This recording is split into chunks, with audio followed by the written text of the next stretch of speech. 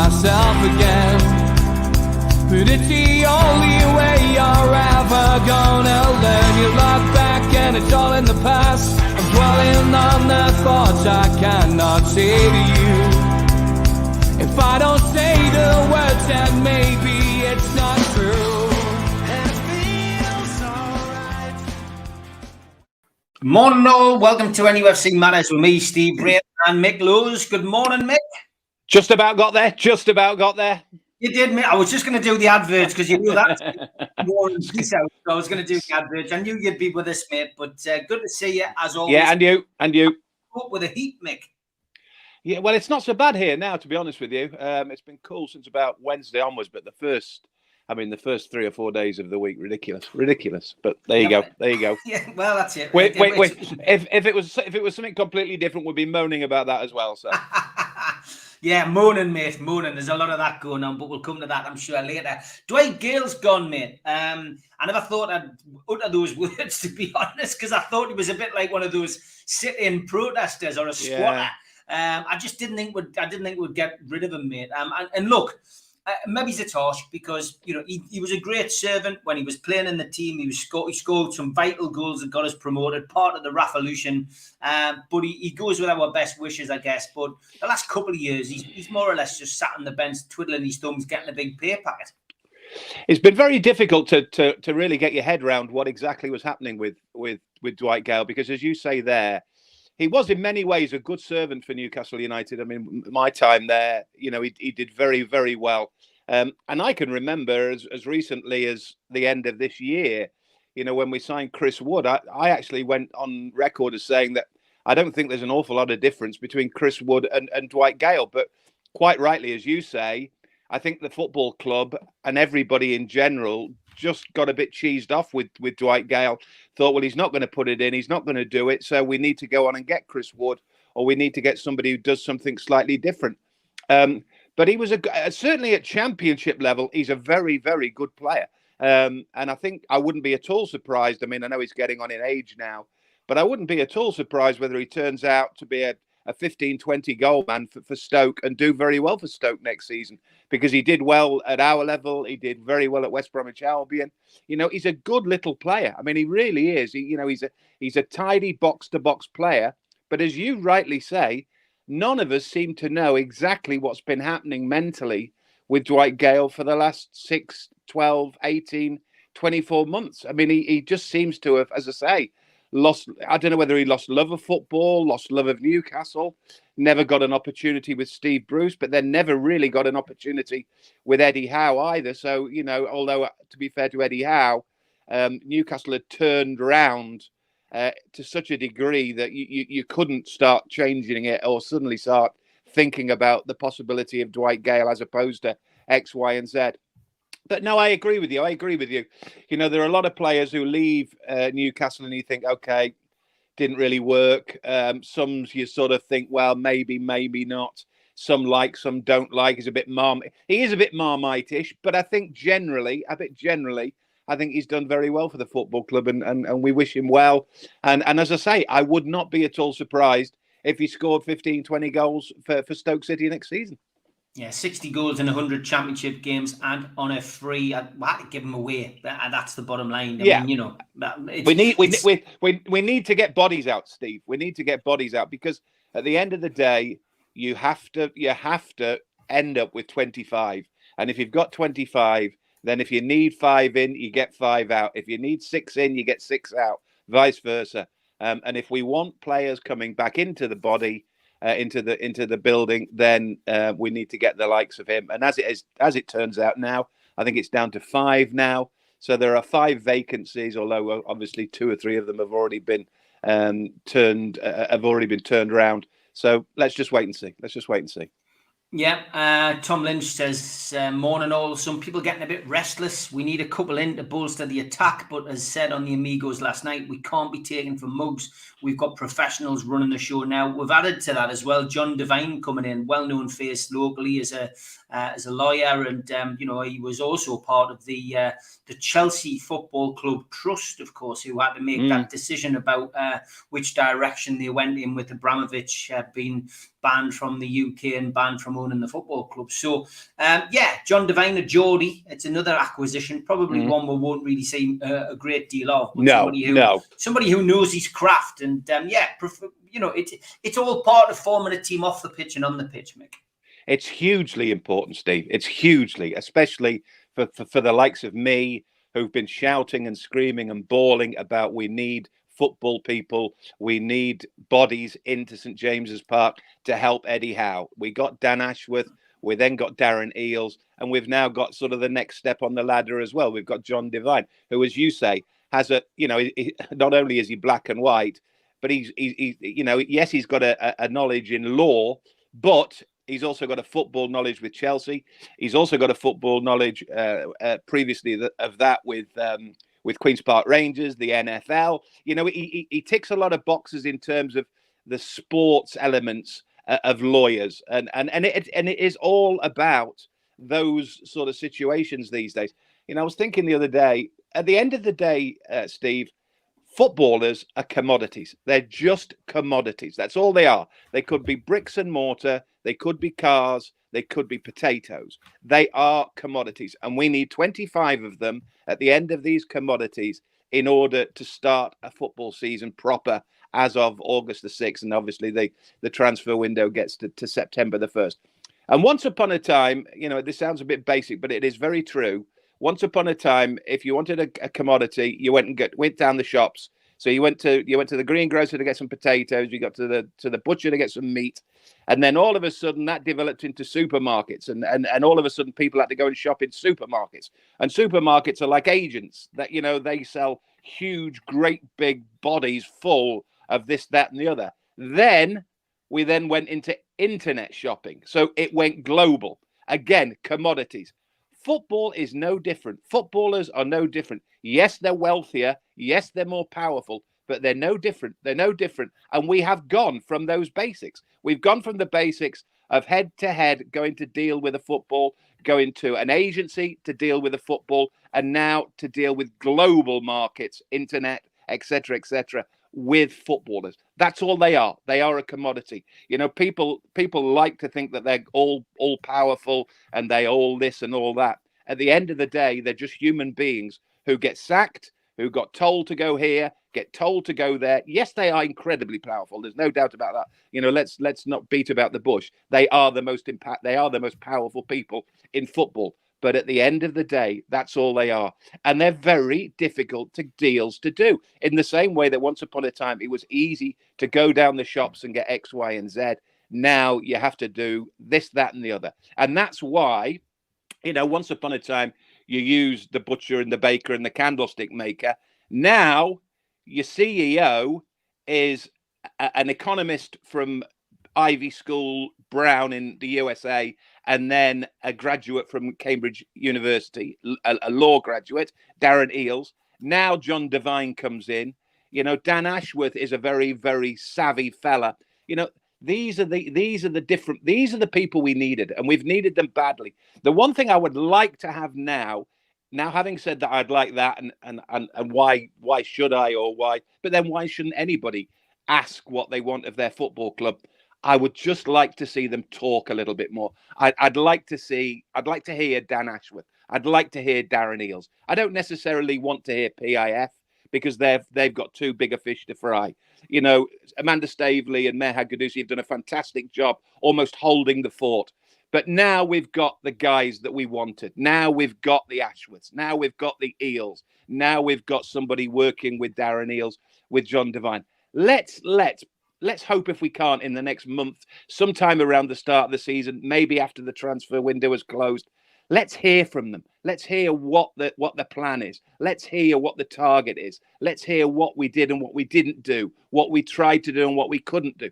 Let's be a bit more transparent than we are at the minute, because I agree with you. People are a little bit frustrated, but are essentially a 100% behind Eddie Howe and 100% behind this really exciting thing that's happening at Newcastle. But they could do with hearing. We could do with hearing it.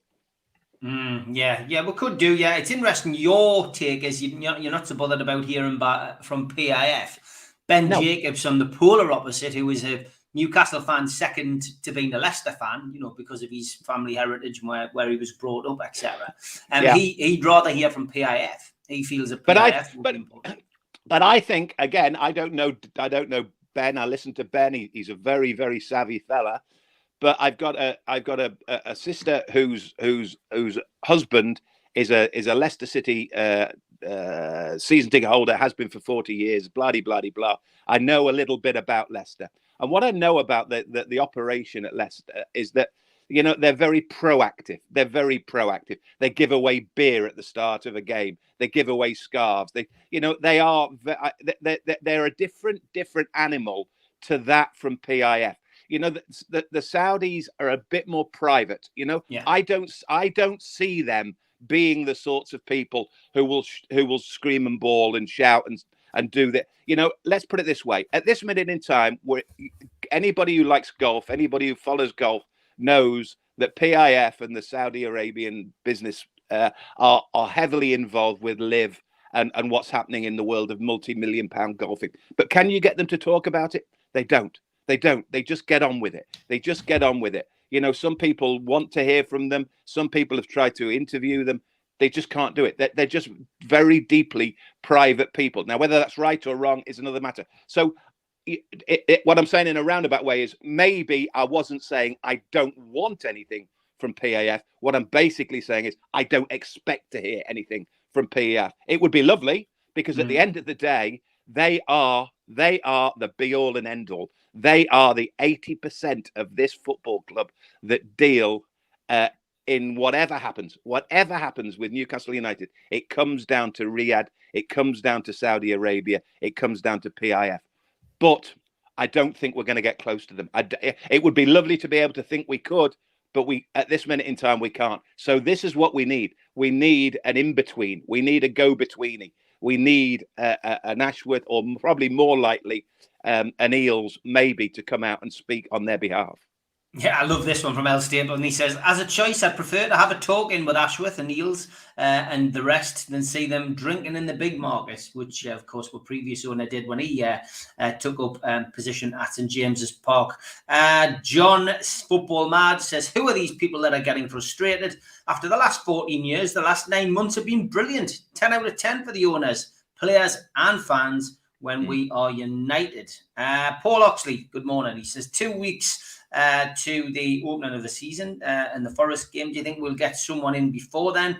I'd like to see someone come in for one of the home friendlies. I just think that they're concentrating on trying to get people out first. And Paul Oxley mentions there, Fernandez, Richie and Darlow, they aren't going to play. 100 grand a week in wages, need moving on. So I think you've answered your own question in a lot of ways, Paul. I think, this last 2 weeks, Mick, has been about getting rid of the driftwood, pushing people out the door, getting them fixed up with new clubs, whether it be on loan or permanent deals, and making space in the squad, like you said, right at the top of the programme. It's all you can do. I know you don't want to run the risk of leaving yourself short. Of course you don't. But at the same time, it would be wrong of you to think, hang on a minute, if all of a sudden A, B, and C all say, yes, we're coming, and you haven't got the spots ready for them, then it's a double-edged sword.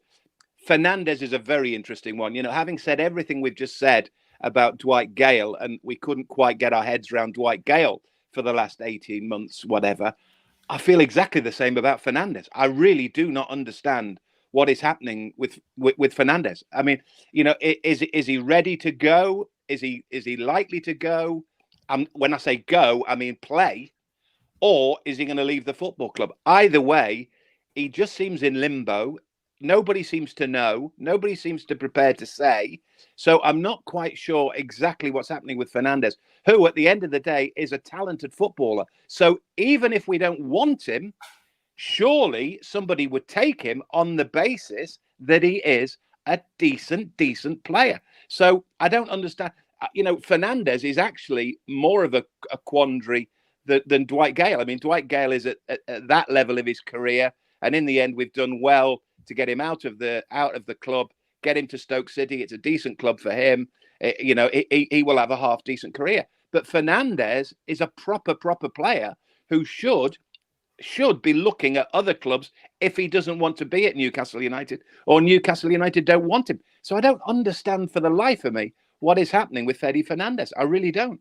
Yeah, for me, we'll never know. It's only speculation. Some of the stuff that was coming out of the club was potentially and allegedly that there was an issue, family related. We've seen it before.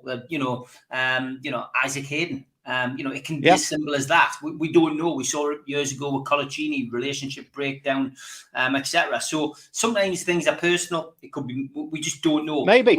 We saw a brief. We saw a brief substitution appearance by him, so he's still capable of being there. Yeah. I was still happy to have him as part of the squad and involved. And if you remember, he played quite well that day as well. You know, he has a talent. He definitely has a talent.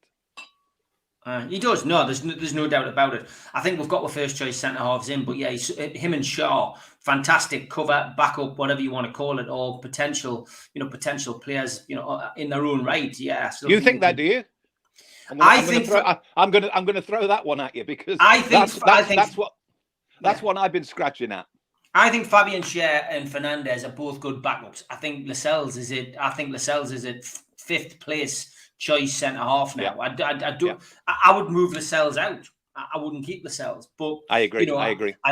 If Fernandez is not capable or able to play for whatever reason, then what's the point of keeping a hold of him? I would agree with everybody else, and I think the decision to give Lascelles the captaincy this week, I think, has told you where we're going. I think Fernandez will probably leave, and if they can get him a club, if they can get him a move that he's happy with, and I think the fact that Lascelles has stayed on board. And let's talk about that, Mick. It was a big decision at the start of the week.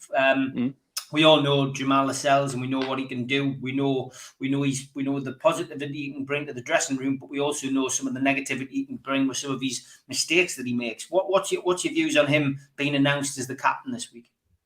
Well, I think what it does is it gives us more another example and more evidence of how loyal and how important to the dressing room is to Eddie Howe. That is an absolute key component of his dressing room, Eddie Howe, that he wants people around him, people he trusts, people he likes, people the rest of the dressing room likes, the rest of the squad is liked. He wants that camaraderie. He really, really needs that level of camaraderie. Now, is there needed to be a captain, skipper, club captain, team captain? Is it necessary? I'm not entirely sure, but at the same time, take out the argument about whether he's captain or not, whether he should be captain or not, whether he should be a key component of the dressing room, that he cajoles 10, 12 others. He's very popular with 15, 20 others within the dressing room. I mean, we've heard it this week from Matt Ritchie as well. There's clearly a part of Eddie Howe that wants to keep Matt Ritchie at the football club because he believes he is a good player in the dressing room. He's a good player in the squad. He's almost like a second lieutenant for Eddie Howe in the dressing room, in the training situation. So to Jamal Lascelles. But it comes down to, as I said, commodities and the fact that at the end of the day, you can only book and only deal with 25. And if we're going down to 25 because one of them is Jamal Lascelles and another is Matt Ritchie, and maybe we should be going elsewhere at younger players or different types of players, then maybe that's a different question to it. But the bottom line, and I was thinking this morning, and I knew that the questions were going to come about people are getting a little bit unsteady, a little bit frisky. You've got to trust this guy. This guy at this minute in time, Eddie Howe, should be able to and should be allowed to do, on the basis of what he's done, he should be allowed to do anything he wants to do at this minute in time. It sounds a bit blasé. It sounds a bit overstating the fact, but I'm sorry, at this minute in time, he is worthy and he is deserving of doing whatever else he wanted to do. There was a fella once upon a time called Kevin Keegan who stood on the steps and told the nation, the Geordie nation, that Andy Cole was going. Now, I tell you what, there's not many managers be bold enough and brave enough to do that. Now, if Eddie Howe is doing the same with giving Jamal Lascelles a place and the captaincy and Matt Ritchie a place, then as far as I'm concerned, he lives with it. That's his. That's it, and he deserves it because after what Keegan had done, he was worthy of his respect to get rid of Andy Cole. As it turns out, 3 years later, 2 years later, whatever it was, we brought up the biggest signing in world history, and he was true to his word. There will be a replacement. So let's hope that Eddie Howe has got a plan B. But at this minute in time, whether it comes down to how many we've signed, who we've got rid of, who we've kept, whoever has happened, whatever has happened, Eddie Howe at this moment in time should be and has owing enough respect to be allowed to say, you just do whatever you want to do. If it turns in 6 months' time, then you have to live with it. And Eddie Howe will know he has to live with it. But at this minute in time, you just have to let the guy do the job he's doing.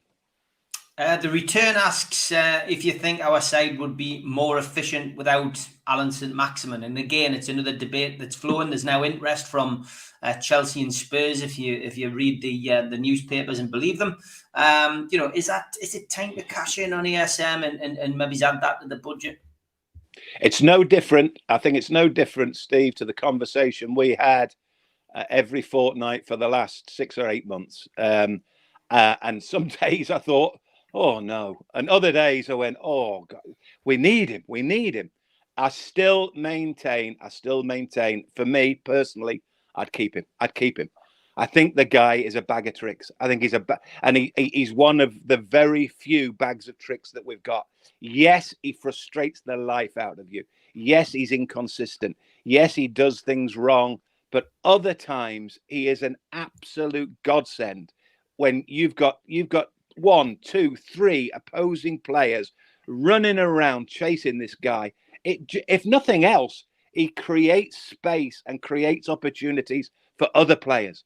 If you ask the Joe Lintons, ask the Brunos, ask the Shelbys of this world, ask them what they think of ASM. The fact that, yes, he frustrates them, but at the same time, he's got 3 or 4 guys chasing after them. And the space that he arrives and the space that he leaves for other players is key.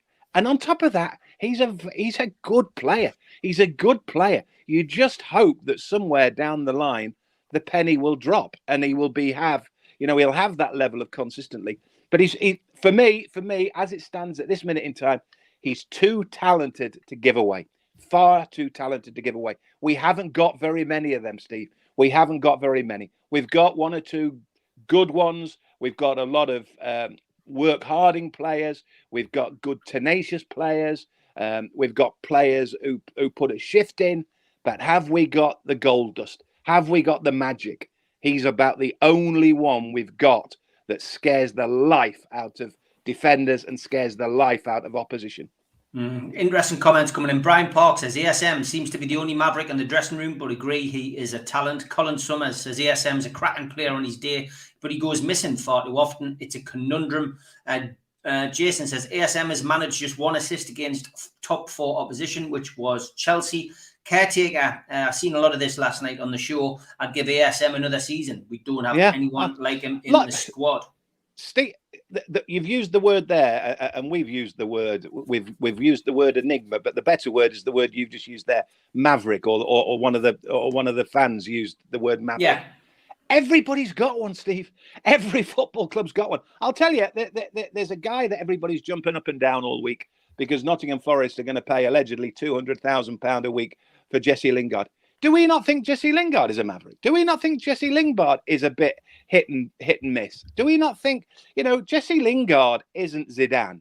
Jesse Lingard isn't Johan Cabaye. He isn't a top player. Jesse Lingard is a very, very, very good player, good midfield player, good goal scorer. But he can be a little bit hit and miss. He can be a little bit temperamental. So is there a huge difference between Jesse Lingard and Alessandro Maximin? I don't think so. Not personally. Yeah, you're right. There's lots of comments coming in. Don't forget, we did put a poll up on the community part. If you're watching on online on your computer, if you click community, you'll be able to go and vote on this. We've had over 200 votes last night, and fairly split. Would you sell ASM this summer? Yes, 45%. No, 55%. So was 50. Which is just like I am on a week-to-week basis. On a Monday, I'm 45. On a Friday, I'm 55. Magpie Warrior says, I feel this is a make or break season for ASM. He needs to produce more in assists or goals. Dude, where's my pop? I do agree with you. ASM has been a different player. He was the last 2 games. He does seem to be passing a lot more. And ASM is by far our most talented player, says John. Not only did he have a good end product, think of goal versus Manchester United, but also wins fouls. I think Alan's red card versus Everton. So, yeah, I mean, look, there's lots of pros and there's lots of negatives. Roger, he says ASM was far better playing with a fit Wilson. Looking forward to seeing them both in 2 weeks. Lots of opinions coming in about ASM as always. Going to give a shout out to our sponsors though. A big thank you as always to Spider Miner, worldwide coverage from the lads, the only cryptocurrency miner that can mine 5 different cryptocurrencies at the same time whilst using virtually no energy, and it's VPN protected. Buy yours now at www.miner.spidervpn.org. Thanks to Skips and Bins, telephone 0800 25 45 25 3. Email inquiries at skipsandbins.com. Website www.skipsandbins.com. Easy contract free and pay-as-you-go waste collection. Thanks to L&G Family Funeral Directors, 01913897245. And Garden of Healing Dispensary, CBD hemp and cannabinoid specialists, www.thegohd.com. Thanks to Away Day Clothing. And thanks to qtechshop.co.uk, the makers of pool tables and snooker tables in Wallsend, Newcastle, and the guys who run our website, NUFCmatters.com. Thanks to Mr. Vicky's, handmade in Cumbria. You can find them at mrvickies.co.uk, telephone 01 768 210 102. And thanks to Media Arts for the help with the video side of things. If you want to subscribe to the channel, then hit the Newcastle Legends and NUFC Matters logo in the bottom right-hand corner. Hit the thumb up to like the video, click share to your social media, and drop into the comments box to speak to like-minded Newcastle fans and to post a question to me or Mick. We're also available as a podcast on iTunes, Spotify, and other podcast providers. Usually goes up 24 hours after the show has been on YouTube. Don't forget, you can join the channel. Just hit join underneath the video, or you can use the QR code and go straight to the membership pack on the website, NUFC Matters. And if you go in that way, you can get a cup, a pen, and a membership card and a scarf. Don't forget, we do send out car stickers to those of you who subscribe for free. You just need to email john@nufcmatters.com to get your free car sticker. The food bank is supported by NUFC Matters, nufcfansfoodbank.co.uk. The match day bucket is virtual. You can make a virtual deposit 365 days of the year. Please support the food bank in these times of need. And don't forget the T-shirts that we do each week. The Warrington Minge signed T-shirt is up for grabs. It's pinned to the top of my profile at Steve Wraith on Twitter. Place a bid underneath there and we will announce the winner on the 3 Amigos. All proceeds go to the food bank. The NUFC Matters Super 6 score predictor is up and running. Join the Matters gang, enter into our own league. £10 per entry for the season. Cash prize winner every month. Exclusive Manager of the Month t-shirt. And a cash prize for the overall season winner. Trophy of Manager of the Year t-shirt. Sign up now at nufcmatters.com. And Peter Beardsley Soccer School, if you want some information on this, go to his website. It's Monday night training, July, August summer camps. PeterBeardsleySoccerSchool.com is the place to go. Okay, back to the questions. And what's happening with Manquillo, John? I wish I knew. It could be another one out the door, Mick, couldn't it? I mean, we don't know what's happening with Manquillo. There is talk of him moving on. Again, you know, having had the conversation about Dwight Gale and Fernandez, you know, that there are one or two players who just seem to be in the wilderness.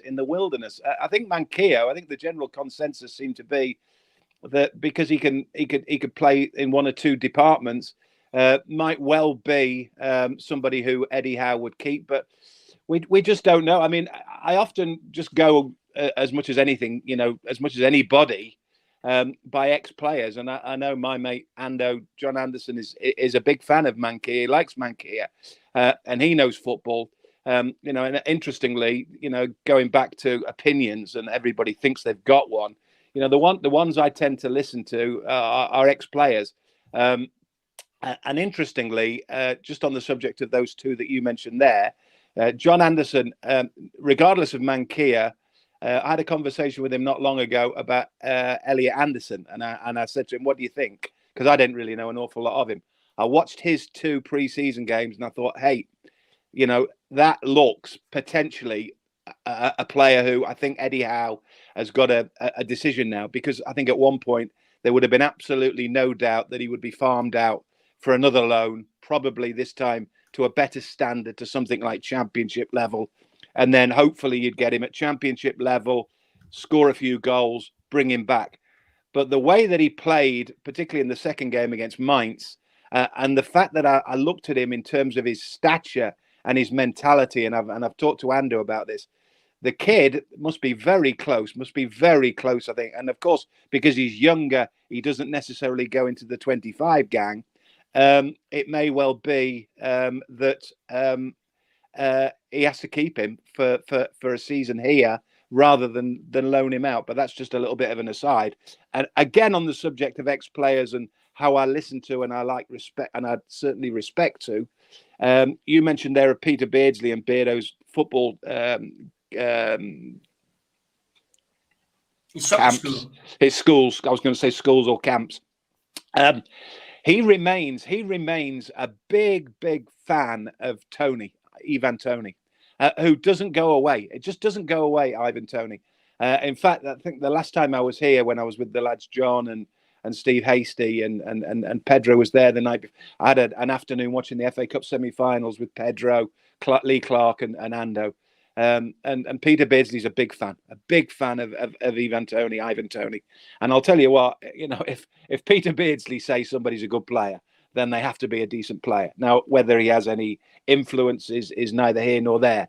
But I must admit, Ivan Tony still figures and still sits around wondering whether, does he go back to Newcastle? Do Brentford want him? Do Newcastle want him? I don't know. But it's an interesting one. It's an interesting one because I think in many ways, just personally, he seems to fit exactly the sort of slot that we need in terms of a centre forward. We're not going to go and get a huge big hitter. We don't want to gamble with somebody who is absolutely, either a youngster or somebody who we're not guaranteed, hasn't played Premier League football. Tony's played that. So I don't know. I might be completely speculating this completely wrongly, but I just keep thinking every time I hear his name, I keep thinking I wouldn't be surprised if all of a sudden he popped up and ended up back at Newcastle, which he never really had a tie. I remember being there. He wasn't around in the first place. He was a kid who was one minute there, 5 minutes gone, but he's developed as a player. So let's see. Yeah, Ash Wilson says, I've seen some people this week be critical of how many players have been brought in. Eddie Howe is a very much evolution, not revolution. Should be allowed to do what is best. He has earned that respect, just backing up what Mick said earlier. And Emmett, good morning, says, Mick, sorry if you've answered this before, but who is the first choice keeper for you next season, Pope or Dubravka? I think it's a really tough one. And I think we've said before that I wouldn't actually have, if we had to push the boat out and needed the cash to buy a centre back, which we've already got one now, midfield player, centre forward, I wouldn't have even touched the goalkeeper necessarily. But now they've got him. There are two things now, actually. Now that they've got him, one, I think you have to take it as read that Pope will be top flight keeper, because surely it's just common sense to me. Nick Pope doesn't leave on a World Cup year, doesn't leave Burnley to go to be first team goalkeeper at Newcastle United. So I just don't see that. And also, because Martin Dubravka has done so well He really has. And he's done not an awful lot wrong. And on occasions has been better than that, has been incredibly important for Newcastle United. If I was Dubravka, this is again personally, I would be thinking, I'm sorry, I'm off. I'm off. Because he must feel like I've done enough. I've done as much as I could do. I've never let the football club down. They're bringing somebody in because he's an England international. He needs to go to the World Cup in Qatar. First game of the season, Henderson on one sticks, Pope on the other. It makes common sense as well. One of them could potentially be England's goalkeeper in Qatar. But in the meantime, I think Martin Dubravka must be thinking to himself, it's time for me to go, because if I'm not playing first team football, I need to go elsewhere. And I always like that about a player. I always like a player who's bold enough to say, if I'm not playing first team football, as in Dwight Gale, etc., Fernandez, etc., I'm not just going to sit around doing nothing. I want to sit and play football. I want to earn a corn, and I want to do my job properly. Okay, Emmett says, thanks for the answer, Mick, and thanks, Steve, for choosing my question. No problem. That's what we're here for. We do have to apologise because we don't get through as many as we want, but some of these debates do go off on tangents, which is what it's all about. It's all about opinions. Alan Thompson, good morning, says, Mick, do you agree with with me that Arsenal, Spurs, Manchester United, Chelsea, and Man City are all spending big because of the skyscraper that is coming and the reason that the Big Six didn't want the takeover to happen? So, are these big clubs spending money they probably didn't want to spend because they fear Newcastle United coming up on the outside lane? There might be an element of it, Steve. There might be an element of it. I mean, the problem that we've got is that those clubs mentioned, along with Manchester City and Liverpool, who are the next two up from those teams that you've mentioned, they've got a 10-year lead on us. They are in a situation where they just have to cherry pick. They just have to cherry pick 1, 2, 3 max. Obviously Manchester United, because they've gone through it a little bit, they might be a bit busier in the market, but the majority of them just need those top 2 or 3 big ones, 2 or 3 big hitters. Because they've earned that wealth, they've negotiated that wealth, they've earned that wealth, they've assessed that sort of level of wealth that they have, and they don't.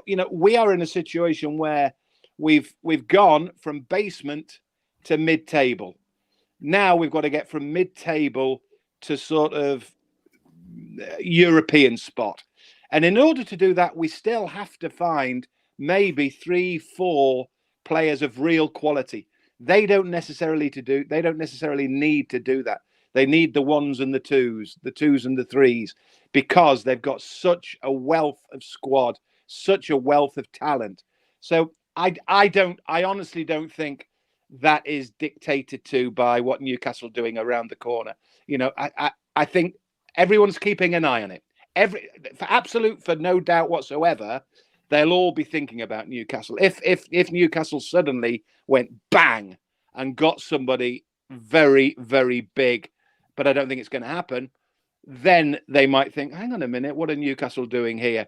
And obviously behind the scenes, the economists, the owners, the businessmen, they'll all be keeping an eye on what PIF are doing with Newcastle. But at this minute in time, if I'm going to be brutally honest, I would say that those football clubs mentioned there, plus Liverpool, plus Manchester City, are looking at it and they're probably thinking PIF at this minute in time aren't getting hugely involved in terms of money. Now, whether FFP is involved in this or for whatever reasons, I think at this minute in time, they're just keeping a quiet word at Newcastle, but they're too busy looking after themselves. I mean, those football clubs you just mentioned, the Chelseas, the Manchester Uniteds, the Tottenhams, the Arsenals, they have got it all under the minute to try and get somewhere near to Manchester City and Liverpool. So Newcastle are not even on their radar at this minute in time.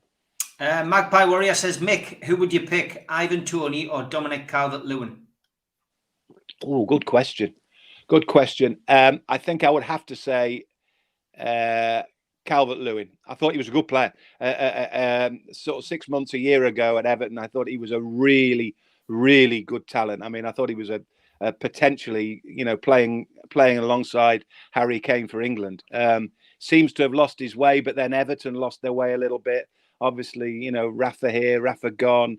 Lampard arrives. Lampard didn't really pull up any trees. They've lost one or two players. They've signed one or two players. They seem to have lost their way, Everton, a little bit. Obviously, he's a lad who would probably want to stay at Everton.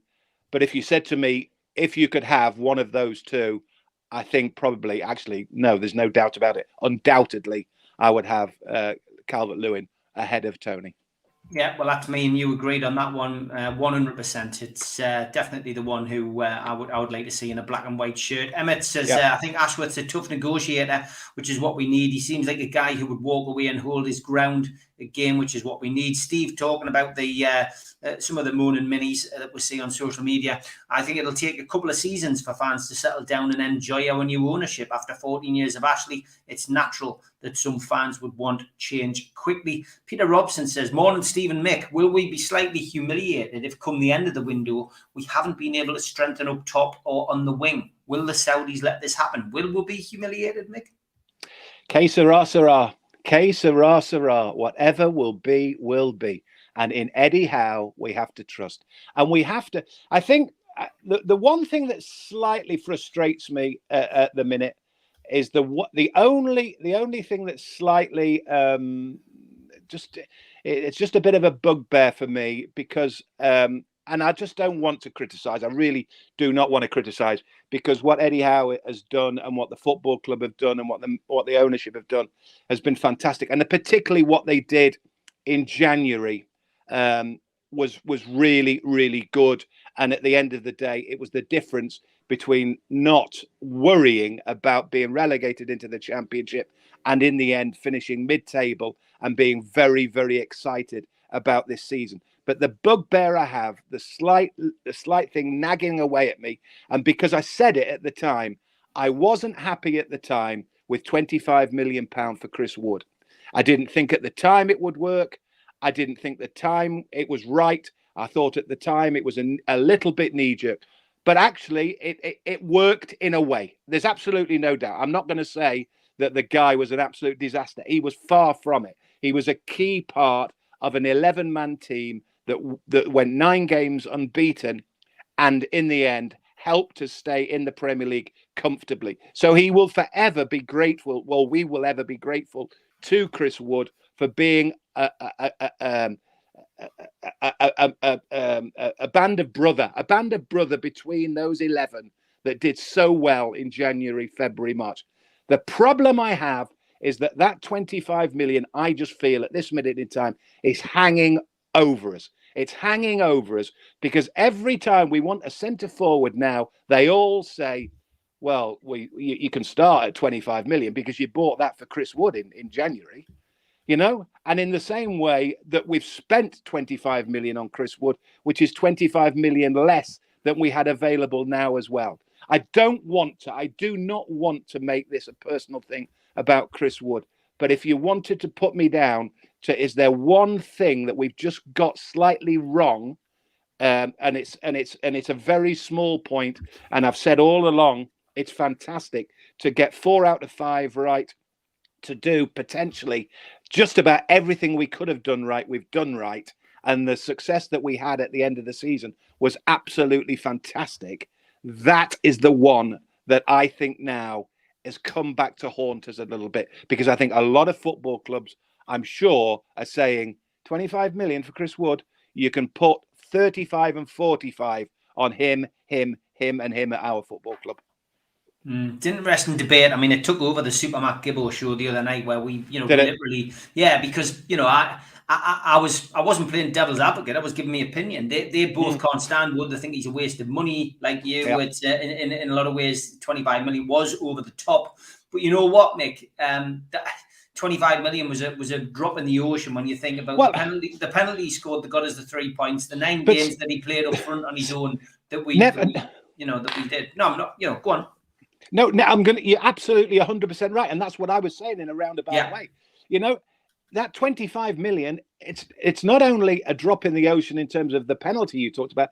That 25 million is an absolute drop in the ocean if we were playing Sunderland and Crew Alexandra and the first game of next season, or whoever Crew Alexandra are in these days, and we haven't got the Sky money potentially for the next 10 years. So it is an absolute drop in the ocean. But as I say, it's just nagging at me. It's just nagging at me because I'm a little, because I said it at the time. If I was saying it after the event, I would think, no, you're taking the mick now. But I just, at the time, I remember saying to you, I thought he was no better than Dwight Gale, and I thought 25 million was too much. And I'm just thinking, it's haunting us now. It's not helping our wheeling and dealing with other players because of that 25 million is hanging over us. Yeah. Look, we are going to be financially restricted with financial fair play like everybody else is, and I think that's the thing. And I think these owners, from my discussions with them a couple of years ago before they owned the club, they said that they would come in the first 3 transfer windows. They would budget for 100 million each transfer window. That would be the strict budget. That's what they would follow. They would try and get things right off the pitch. They were fully aware of what was wrong off the pitch, and that Rome wasn't built in a day. And I think that's what we found out, really. And I think it can be frustrating for people. But that's a very, very difficult thing to do, Steve. And again, that would, everything you've said there, and I 100% agree and 100% believe that was absolutely 100% what they said. But in many ways, that sounds to me exactly what I've heard in the past from football about businessmen who talk about businessmen rather than the world of football. Because if you say, okay, we're going to do 100 million there, we're going to do 75 million there, we're going to do 50 million there, or we're going to do 80 there, we're going to do 60 there, we're going to do 65 there. You can't do that. Football, it's not a business, it's a human side. So in the same way that once upon a time, in 1996, Newcastle United thought they had a little bit of money, and all of a sudden, a fella called Shearer said, I will turn away and turn back from Manchester United and I'll sign you. And suddenly they had to run around like hell from the breweries for whoever to find a world record fee of 15 million. But of course, you're going to find it. You're going to find it because you've got to find it. Now, this is the same. Now it's gone to a huge level. But if suddenly Eddie Howe tomorrow says, I've just had a call from a mate of a mate of a mate who said that, for argument's sake, Ibramov, whoever, who do you want? Lionel Messi has said, I want to go to Newcastle for 60 million. And you say, oh, I'm sorry, we're only spending 100 million. You can't do it. You've got to go with there has to be a level of human element to it. So you can't just say those are the figures. If all of a sudden a player becomes available, then you've got to take it. In the same way that if a player can leave, he will leave as well. There's a human side of it. It's not a business side of it. No, you're right. Just remember, Everton, look at what happened when they spent money. Now they're in trouble with financial fair play. Says that. Alan says, supporting Newcastle for over 50 years. I've been humiliated for 42 years of that time. And now new owners have just spent £160 million already. I'm in dreamland. Roll on the good times, which is a bit of perspective. Eddie Bates says, this time last year, financial fair play was the last of our worries with the fact, Cockney, and Bacon Bulls running the show, which you're right. You are right, and this is what people have just got to get used to. That things have changed and changed for the better. It's very interesting as well, Steve, that we have a juxtaposition in terms of two sets of fan base from Newcastle. We've got a younger fan base and an incredibly passionate fan base that have never known anything other than Mike Ashley. So they are obviously thinking, this has got to be a good thing. Then you've got another side of things who are getting critical. The older ones, say, for instance, me, you, a few other older, they might be getting critical because they're thinking, why isn't Eddie Howe and PIF doing what KK and Sir John and etc. did when we got Warren Barton as a record? We got Darren Peacock as a record. we got Shearer as a world record. The difference was then we were the only people buying money. We were the only people who had money, because it was Sir John who ultimately sparked the billionaires at Chelsea, the billionaires at Manchester United, the billionaires at Arsenal, the billionaires at Liverpool. And all of a sudden we got passed over. And then, of course, Sir John and Freddie had to pay over and had to sell over the billion to Mike Ashley. So it's like a different world. You know, we had one level where we were spending lots and lots of money, but the difference is we were the only ones spending money. And now we've got a situation where, because we've been tied up by our purse strings for 14 years by a megalomaniac, then we've got to start again. And the problem is the others have all gained and have all got, you know, as I say, they can cherry pick 2 and 3 players every season and just carry on their merry way. We've got to start again. We've got to start where KK, Sir John, Freddie, the breweries, and everybody was back in 1995, 1996. We've got to haul that back again. The problem is we can't do it because we've been surpassed by everybody else financially, unless everybody thinks that PAF will come and rescue it. They can't rescue it because they're not allowed to rescue it. And at this minute in time, they're being very careful about it. So we just have to wait and see. Last question, Mick. Chris Wright says, do you think it's time to replace Shelvey? No, again, you know, going back to ASM, you know, if people say to you, you know, are you an ASM fan? I'm not a huge fan, but I think he has a talent, and I think he does things that no one else in the squad do. And I think exactly the same about John Joe Shelvey. John Joe Shelvey passes a football better than the vast majority of players in that squad. And I have absolutely no doubt in my mind, if I was Eddie Howe, John Joe Shelvey would play next season. He might not necessarily start every season, and he might not like that, and that might be a problem. But I think he's got too much talent available. He's too good a player. He's too good a player. To be honest with you, the ASM thing, I get the ASM thing from 45, 55. I don't get the John Joe Shelvey bit. I see John Joe Shelvey, to me, as somebody who, it would surprise me if 20% of the rank and file didn't like him, but 80% would like him. But it's obviously more than that, because I hear a lot of people saying, I don't like him, or I don't like I don't like the way that he pushes himself about, or he's not committed enough. I don't know. But I would keep John Joe Shelvey as quickly as possible. Yeah, I would as well. For the time being, get your votes in. I've stuck a poll up on the community page.